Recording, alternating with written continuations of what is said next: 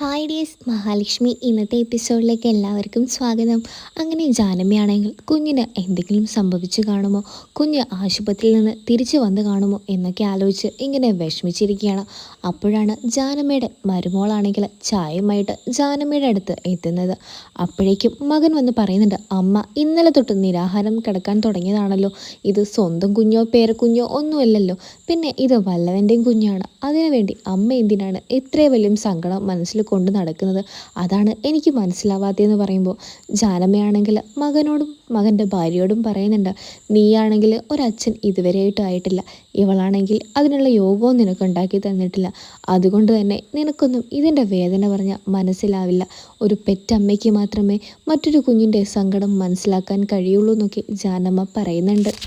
അങ്ങനെ ജാനമ്മയാണെങ്കിൽ നമ്മുടെ നീലാംബരിയുടെ കാര്യം ആലോചിച്ച് ഭയങ്കരമായിട്ട് വിഷമിച്ചിരിക്കുമ്പോൾ അമ്മ വലിയ കൂടുതലൊന്നും പറയണ്ട, കുഞ്ഞില്ലെങ്കിലും എനിക്കും ചെറിയ കാര്യങ്ങളൊക്കെ അറിയാം, എന്നാലും കുഞ്ഞിന് നമ്മൾ ഒരു കുഞ്ഞിനല്ലേ കൊല്ലുന്നുള്ളൂ, എന്നാലും ഇനിയും ആ മഹാലക്ഷ്മി പ്രസവിക്കും, അപ്പോഴൊന്നും നമ്മൾ അതിനെ ഉപദ്രവിക്കാനൊന്നും പോകുന്നില്ലല്ലോ, പിന്നെ എന്തിനാണ് ഇത്രയും വലിയ പ്രശ്നം അമ്മ ഉണ്ടാക്കുന്നത്, വേണമെങ്കിൽ മാത്രം ഭക്ഷണം കഴിച്ചാൽ മതി. അപ്പം മകൻ പറയുന്നുണ്ട്, പെട്ടെന്ന് തന്നെ ആ നീലാംബരിയുടെ കാര്യം അന്വേഷിക്കാൻ വേണ്ടി നിങ്ങൾ അങ്ങോട്ടേക്ക് പോകണം എന്നൊക്കെ പറഞ്ഞ് ജാനമ്മയെ നിർബന്ധിച്ച് അങ്ങോട്ടേക്ക് വിടുന്നുണ്ട്. ജാനമ്മയ്ക്കാണെങ്കിൽ പോകാൻ തന്നെ ഒരു താല്പര്യവും ഉണ്ടായിരുന്നില്ല, എന്നാലും മകൻ്റെ നിർബന്ധപ്രകാരം ജാനമ്മയ്ക്ക് പോകേണ്ടി വരുന്നുണ്ട്.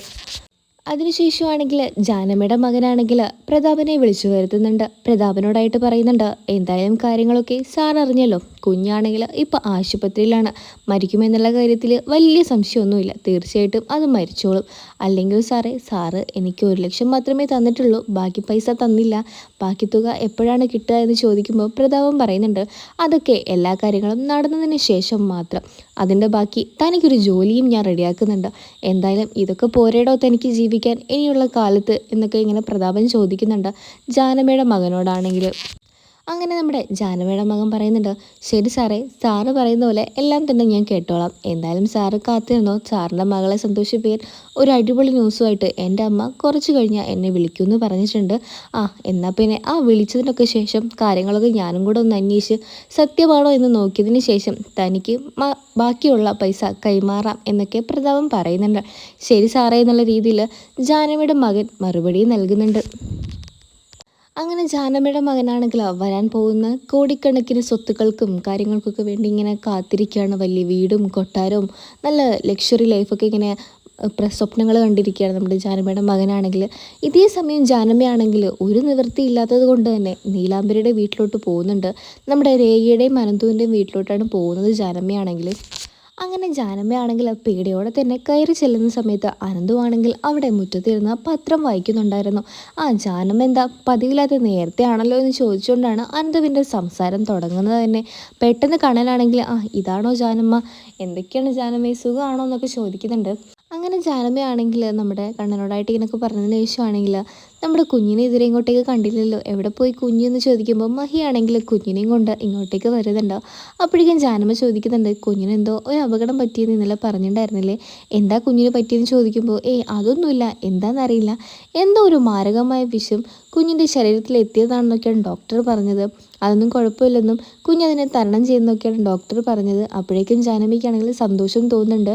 അങ്ങനെ കുഞ്ഞിനോടായിട്ട് പറയുന്നുണ്ട്, നീ എന്തായാലും ഇപ്പോൾ വിഷമിക്കാതിരിക്കും, നിനക്ക് സുഖം ഭേദിച്ചെന്ന് ഈ ജാനമ്മയ്ക്ക് ഒരുപാട് സന്തോഷം തോന്നുന്നുണ്ട്, അറിയാതെ പറ്റിയതൊന്നുമല്ല, അറിഞ്ഞുകൊണ്ട് തന്നെയാണ് ജാനമ്മ അത് ചെയ്തത്, പക്ഷേ ജാനമ്മയുടെ നിവൃത്തികേട് കൊണ്ടാണ്, നീ എന്നെ വെറുക്കല്ലേ കുഞ്ഞേന്നൊക്കെ ജാനമ്മയാണെങ്കിൽ കുഞ്ഞിനോട് ഇങ്ങനെ നോക്കിയിട്ട് പറയുന്നുണ്ട്.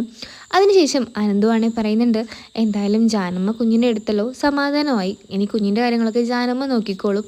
അങ്ങനെ ജാനമ്മയാണെങ്കിൽ ഇങ്ങനെ കുഞ്ഞിനെ എടുത്ത് നമ്മുടെ അകത്തോട്ട് പോകുന്നുണ്ട്. ആ സമയത്താണെങ്കിൽ കണ്ണൻ പറയുന്നുണ്ട്, ഇനിയിപ്പോൾ ലേഖയുടെ വകയും നല്ല രീതിക്ക് തന്നെ ജാനമ്മയ്ക്ക് ഇപ്പോൾ കിട്ടും. അപ്പോഴേക്കും അനന്ത് പറയുന്നുണ്ട്, അതൊന്നും സാരമില്ല, ഞാൻ അവളെ പറഞ്ഞ് മനസ്സിലാക്കിക്കോളാം എന്നൊക്കെ പറയുന്നുണ്ട്. അതിനുശേഷമാണെങ്കിൽ ജാനമ്മയുടെ മകനാണെങ്കിൽ വലിയ ഒരു മൂർഖൻ്റെ കടി തന്നെ ഏൽക്കുന്നുണ്ട്. ഇപ്പോൾ കുഞ്ഞിന് വെച്ച ആ വിഷം നമ്മുടെ ജാനമ്മയുടെ മകന് തന്നെ തിരിച്ചടിയായിട്ട് കിട്ടിയിരിക്കുകയാണ്. വലിയ മൂർഖൻ്റെ വിഷമാണ് ജാനമ്മയുടെ മകൻ്റെ കാലിൽ കടിച്ചിരിക്കുന്നത്. അതൊക്കെ കൊണ്ട് ഭാര്യയെ കാണിച്ചപ്പോഴേക്കും ഭാര്യ നിലവിളിക്കാൻ തുടങ്ങിയിട്ടുണ്ട്.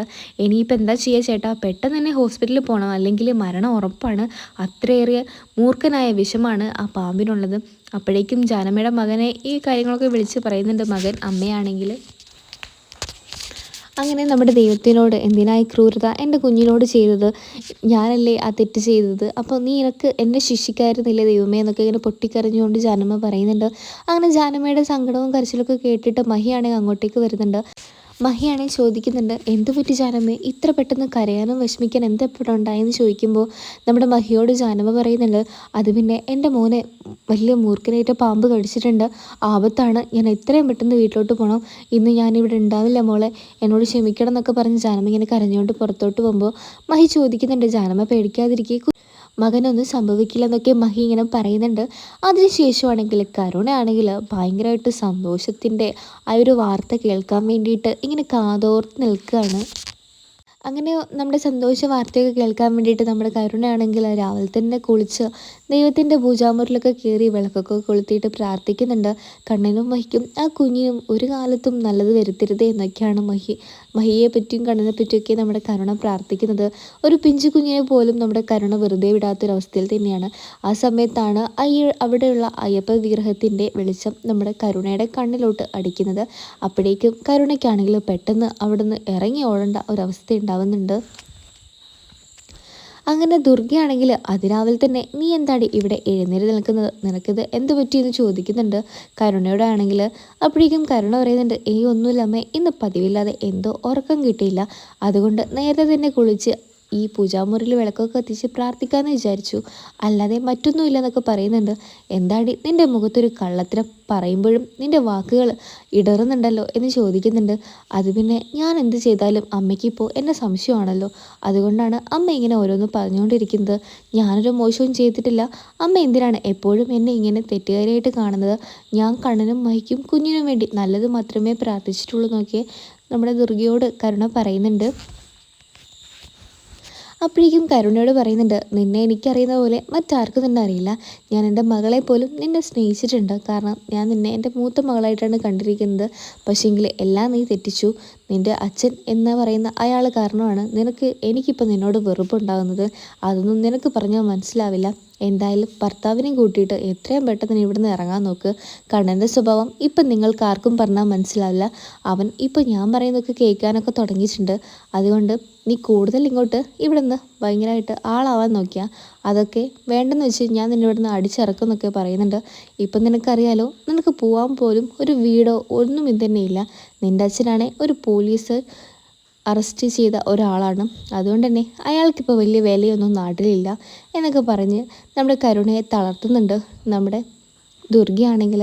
അതിനുശേഷം ദുർഗയോട് കരുണ പറയുന്നുണ്ട്, എന്ത് തന്നെ ആയാലും എനിക്കൊരു കുഴപ്പമില്ല അമ്മേ, ഞാൻ ആഗ്രഹിച്ചതെല്ലാം ഇന്ന് തന്നെ നടന്നോളും, അതിനുള്ള എല്ലാ കാര്യങ്ങളും ഞാൻ ചെയ്തിട്ടുണ്ടെന്നൊക്കെ ദുർഗയോട് ഇങ്ങനെ പറയുന്നുണ്ട് കരുണയാണെങ്കിൽ. അങ്ങനെയാണ് ഇന്നത്തെ ഈ ഒരു എപ്പിസോഡ് അവസാനിക്കുന്നത്. നിങ്ങൾക്ക് ഈ ഒരു സീരിയൽ ഇഷ്ടമാണെങ്കിൽ ചാനലൊന്ന് സബ്സ്ക്രൈബ് ചെയ്ത് സപ്പോർട്ട് ചെയ്യണേ.